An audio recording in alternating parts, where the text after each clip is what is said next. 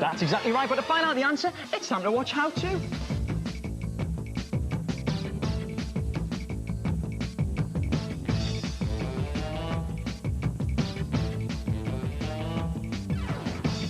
How scary is a tomato? How do you weigh the Earth?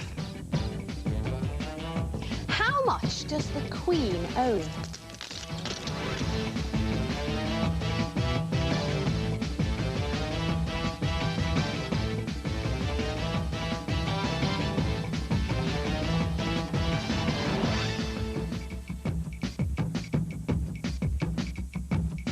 How? How can I get 4 nuns on each side? Hey, I always make sure I'm always on the same side as the nuns. This, clearly, Quite girl, right. is a reference to the famous nuns' tug-of-war, where various convents submit teams of 4 nuns on each side for the annual contest. I have no idea what you're talking about, Fred. As usual, no, I'm talking about the nuns that you've got in front of you here. You'll see we've got a little setup, a courtyard and cloisters going around. Our nuns are wandering around in deep contemplation. I want you to get 4 nuns on each side. 4 nuns each side. I've got it. Easy. Watch this. 4 nuns, right? They're all lying down on their left-hand side, and these 4 are all lying down on their right-hand side. Will that do it? Once again, Gareth, absolutely wrong. You see, mathematically, this is not possible. 4 nuns each side, you'd require 16 nuns, not 8, girl. Well, that's where you're wrong, Fred. Sisters to your corners. I will put 2 nuns in each corner, and you will notice that each corner is, in fact, a part of 2 sides. So here, I have 4 nuns on this side. I have 4 nuns on this side, and 4 on this side, and 4 nuns on this side. Thank you very much. Complete nonsense. Oh. How do you weigh the Earth?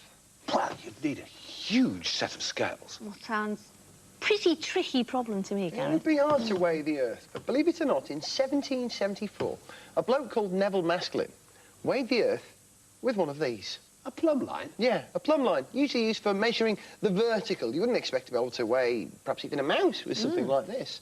But believe it or not, it was done. The weight of the Earth was estimated using one of these. Oh, yes, and a rather convenient mountain. In 1774, Neville Maskelyne was the astronomer royal, and his brilliant idea took him to a mountain in central Scotland called Schiehallion. When he got there, he hung up his plumb line. Now, plumb lines hang vertically downwards because they're pulled by the gravity of the Earth. But just about everything produces gravity. Me, you, the walls. Well, we don't produce very much gravity. But a mountain, on the other hand, would produce enough gravity to pull the plumb line slightly from the vertical. OK, perhaps not as much as we're showing here, but you get the idea. Now, to check his findings, Maskelyne went to the other side of the mountain, hung another plumb line, and it was deflected from the vertical again. But, Gareth, how did this help to weigh the Earth? Well, the key to this is Schiehallion itself. They knew what sort of rock it was made out of, and because of its particularly regular shape, they could work out how heavy the mountain was. So, using the angle created by the plumb line, they could work out how much heavier than Schiehallion Earth was. So what figure did he come up with then, Gareth? Go on, have a guess. What do you 10 think? million tonnes. Good guess? more than that. Higher? 1,000 million tonnes. Higher. You might be right, Gail, but this is the figure they actually came up with. 5,000 million tonnes. No. Which wasn't exactly right, we now know today, but pretty close for 1774. So, how do you measure the weight of the Earth? Well, with a plumb line, with a mountain, and a bit of lateral thinking. That's how. Fantastic. How beautiful is an egg? On the face of it, your ordinary average brown free-range egg is not a thing of great beauty, but it can be. If you don't believe me, take a look at these. Oh, Aren't those nice. lovely? Yeah. Now, how do you make something like that? Go on, show us, Fred. I will show you. All you need is an egg, of course, a crayon, and some paint. And what you'll do with that egg is crayon all over it, really thickly, except for an ellipse shape, a sort of rugby ball shape on one side. Leave that exposed. And what you will do is you'll put it in a bowl of vinegar for 4 or 5 hours. The acid in the vinegar will attack the shell so that the exposed shell should now be nice and soft. And you'll use a needle to crack your way into that. And then you want a very sharp pair of scissors to cut around the edge of the ellipse. Be careful, Fred. You have to be a little bit careful with this, and you would actually take a little bit more time about it than I am, but you can see what I'm trying to do, and you will cut that around. You won't waste the egg, believe it or not.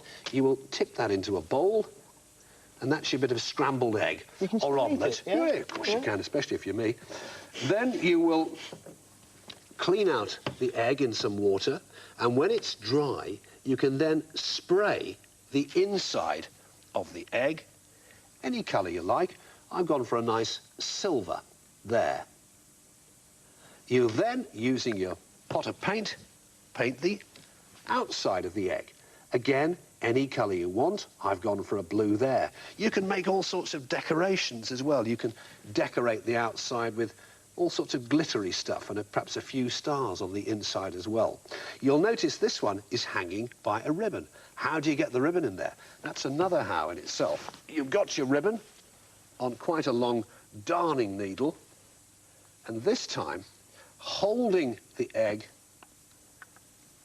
on a bit of tissue, you gently force that needle through the bottom of the egg and pull the ribbon through. And all you've got to do is hang a nice little Easter bunny inside, and you've got a smashing, nice and cheap gift. So how beautiful is an egg? Well, if it's like one of these, very beautiful indeed. Beautiful, Fred. How much does the Queen own? Yeah, she's worth quite a few bob. Yeah, but she doesn't own everything, the Queen, does she? She might own a lot more than you first imagined, though, as I found out when I opened my market stall. Roll up, it's all lovely. Fresh sturgeon here, just caught today. Oh, look at that, lovely. Hello, Irish stew. No Irish stew today, dear, but a nice bit of fresh sturgeon, No, do ya? Irish stew in the name of the law for selling a prohibited fish. I'm sorry, madam, but all sturgeons swimming in British waters are property of Her Majesty the Queen. What's that then? Well, apparently, one of our ancestors was quite partial to sturgeon, and the law still stands today. I better rush this off to the palace immediate, Mom. Thank you. All right, you are, then.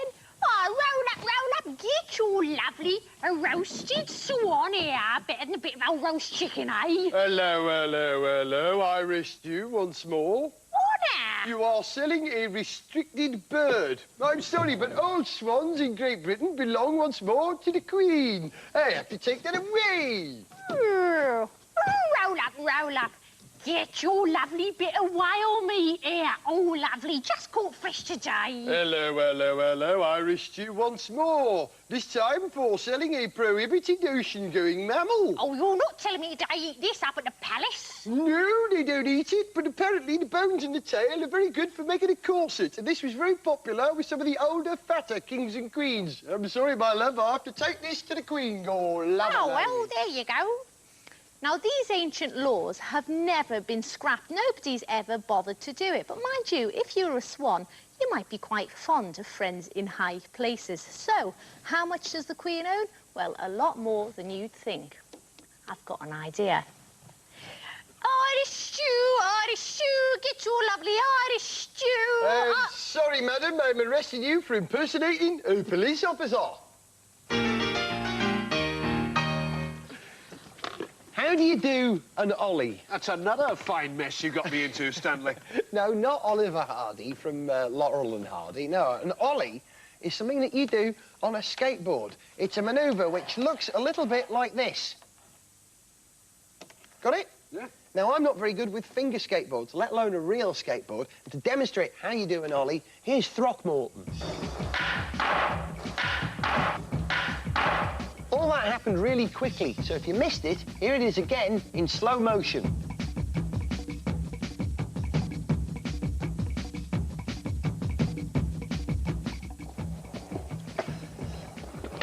Throckmorton, welcome to How To. Hello, Thanks Gareth. for demonstrating your skills. No problem. Let's just have a look again at what Throckmorton did then. Talk me through it. Here we go. You approach the obstacle crouched and ready to jump. You need to jump. That's one of the most important things. Now, you're down low. Is that to put power into the board? That's exactly right, Gareth. And As you jump, your foot scrapes up the front of the board, dragging it into the air with you. Now, this is the clever bit. The back of the board seems to rise and follow you over the obstacle. Yeah, you lift it and put pressure on the front of your board, and it levels the board out quite nicely. And landing, You just crouch to absorb the shock. very important, have your knees bent when you land. Exactly. Well, you make it look so easy, but the most astonishing thing, I think, about doing an ollie is the way that the board follows you up into the air, that you sort of drag it. What's actually going on there? If you can demonstrate by just flipping the board. Watch this. Yeah, like this. Well, it's sort of an optical illusion. You see, the board looks like it's stuck to my hand, but in fact it's not. You're just moving your hand out of the way at the same rate that At the the board is same rate, rising. exactly, yeah. Cool. Well, thanks very much for that. That's No problem. how you do an ollie. Will you do one more for me? I will if you want to lie down. I'm not sure I do, but I will anyway. This isn't something that you ought to try yourselves at home. OK, dude, this is how you do an ollie.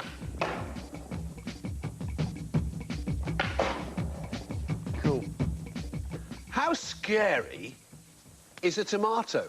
Fred, you needn't be afraid of fruit. There was the attack of the killer tomatoes once, Oh, though, yeah, wasn't It there? might surprise you both to know that up until the 19th century, the tomato in America was considered to be poisonous. Really? Yes, and it is in fact closely related to the deadly nightshade. Oh, no, that is poison. That is poisonous. And also related to the potato, and the potato plant is poisonous. Yeah. Not the potato itself, but the plant. But what about the tomato? Ah, glad you mentioned that. Come with me to a courthouse in the state of New York in 1820. Mr. Tomato, you appear before this court on a charge of being poisonous. How do you plead? Not guilty, Your Honour. You are a known associate of those two other deadly types, Mr. P. Tato and Mr. D. Nightshade. As such, I have no hesitation in finding you guilty, and you will be an outlaw from society. And in fact, the poor old tomato was outlawed in America. It was until the 26th of September 1830, when a certain Colonel Gibbon Johnson stood on the steps of a New York courthouse and single-handedly devoured the contents of an entire bag full of tomatoes. And to the amazement of all those watching, he didn't fall ill. Nothing happened to him at all. They weren't poisonous. But these are delicious, Fred. They are delicious, and that's what the Spanish and the Italians had realised for centuries, and finally the Americans realised it too. So how scary is a tomato? Not scary at all, unless you were an American. How can I make a CD float? Oh, I know this one, Gail. What you do is you launch it into orbit on a spacecraft and it No. floats around in No, you're on microgravity. completely the wrong track. I can make an ice cream float. Ooh, Yes. looks a lot tastier than Great, the one eh? I'm about to make, but no, you're completely wrong. You can make a CD float, and you'll need to get yourself an old CD that no one wants anymore, and a cotton reel. And with any sort of household glue, PVA would be good, you glue your cotton reel to the middle of the CD. Now, when you've done that and let it set, you get a balloon, which you put over the end of the cotton reel like that. And on the other side, you can blow into the hole there to blow up the balloon. Go on, Gail, blow. Go on. Go on. Go on, fill Go it. on. Go on. Go on. Now make it float. Okay, now my CD will float with a bit of pushing along. There you go, it's like a little hovercraft. There you go. Fantastic. Right, Have go you ever on, done? you can have a go. You've got some Okay. next to you there. Blow them up. I've just had a great idea for a game. We could play CD Crazy Hovercraft Curling Hockey Golf. Couldn't we? With the right track. Look at that. Cool, dude. Okay, so here we go. This is the course that we're going to play on. Yes. Now, do you see, there's two obstacles in the middle, Yes. target at the end. We all put our CD floaters down on the floor. First to the target. And it's first to the target, put it around the obstacles, and McKenna's off to a fly off the wall. And that's it. Into that one. Well, if you've got enough puff, that's how you can make a CD float. And that's how For now. Come on.